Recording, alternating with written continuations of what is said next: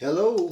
Last time on Birthing with the Browns, we talked about our anxieties, our fears, things we were worried about. Kind of came to you from a very real place. And it's going to be just as real, but just a tad more positive today as we follow up with, our conclusions about what kind of support to get. Yeah. So, Shayla? Okay. So, I was very nervous about, just doing it completely unassisted. So, we did reach out to a midwife. And just as the process starts to unfold, it starts to just feel more and more clinical. And it just reminded me why I didn't want to do it in the first place. And so we just decided not to go that route and to commit to unassisted birth. It helped me more so than him. I mean, I guess he was already committed. But I feel a lot better now because I remembered that, wow, like there are levels, okay? There are levels to birth freedom, okay? And it just depends on what you want. If you're a mom and you're, or a family, and you're like, you're one of those what if people, everything goes wrong and I just need the safety of a hospital and it just makes me feel secure. Okay, that's one level. But then there's also like, okay, I don't want all the restrictions of a hospital, but I still want some structure of a hospital. So then you probably go to a birth center. Then there's like, well, I don't really, I want to be at my house, but I don't want to be by myself. So then you get a midwife. But if you're like, I don't want to really have to answer to any type of clinical presence at all, then that would be where you would do the unassisted birth. And I think that's where we are. I didn't realize that as much until all the clinical stuff started happening, and it was like, okay, one, it's COVID-19, and I don't really want, to be putting my blood in different places, putting things inside my veins. And then two, it's just like, I don't really want my name and my, birth, and, I just don't want to get wrapped up in the system, you know what I'm saying? So that just kind of helped me make the decision to and what had me like a little afraid because my feet started to swell, and so I thought maybe I had preeclampsia or something. But then I ate a salad like 2 days in a row, and I made some smoothies with fruits and vegetables, and my feet went down. And so then I remember how much power God has put in my hands by putting things here that I can eat to heal my body. So that gave me a lot of comfort and relief too.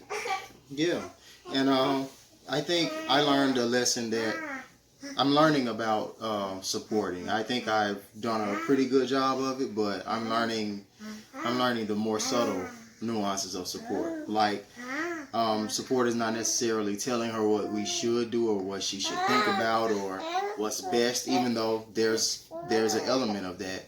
But then after I've spoken that, because I did feel like we did not need any help. I felt like we didn't need any help from the first child. But I felt that even more so this time. And I realized that I didn't have to coerce her or convince her or any of that we didn't need help. All I had to do was speak the truth and then be there for her with what she was feeling. Like she felt like we needed to see a midwife. We had a Zoom meeting with the midwife. She spoke with the midwife for a few days or weeks. I don't know exactly how long. It was 3 days. We even budgeted for it, prepared to pay her fee. We're preparing to drive the 2-hour round trip to meet with her. And then it just, the truth made itself evident because we are both seeking that. And I think knowing that I was going to be there for her and with her through it, it helps you think more clearly as you go through things. This is something that parents need to learn for their kids. Instead of trying to get your kids to do right, just tell them right and then be with them. And regardless of what mistakes or how far down the wrong road they might go, they definitely will change their mind if they have your support and love. That's just people. That's not just a parenting tip. That's a interpersonal skill that I'm learning from this process is what that kind of support really looks like. So we have decided to do this birth unassisted. We are also going to try really hard to document it as best as possible. Yeah. We've done a pretty good job considering what you all don't see off camera with getting on camera and sharing these weekly insights with you. But I think we want to try to capture more of the actual birth and share that with you too, right? Yeah, that's my goal this time. Well, it'll probably more so be up to him. Yeah, I'll be busy. Be the star of the show. But yeah, that's that. We just wanted to let you know that that's the conclusion we've come to. Yeah. We hope that you will come to the same conclusion, because we feel very strongly that unassisted, unmedicated birth really is the safest and most fulfilling way for families, especially black families, to have their children.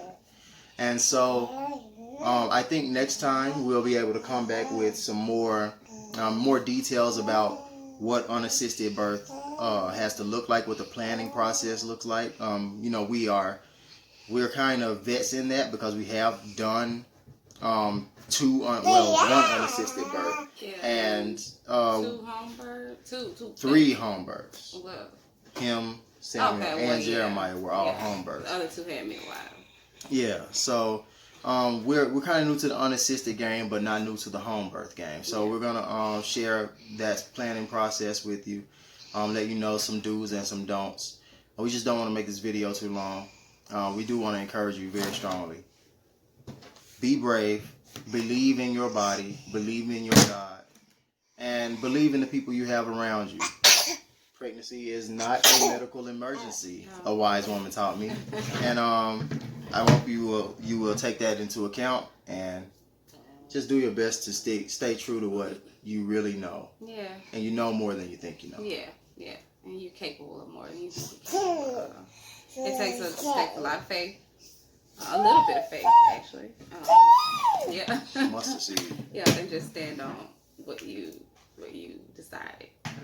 Yeah, so we'll come back with some more tips next time.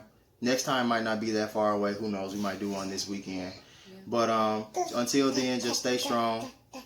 Reach out to us and let us know what you want to hear from us, what you want to know. Yeah. Get in our business. We ain't doing this to hide, So let us know what we can help you with. And until next time, peace.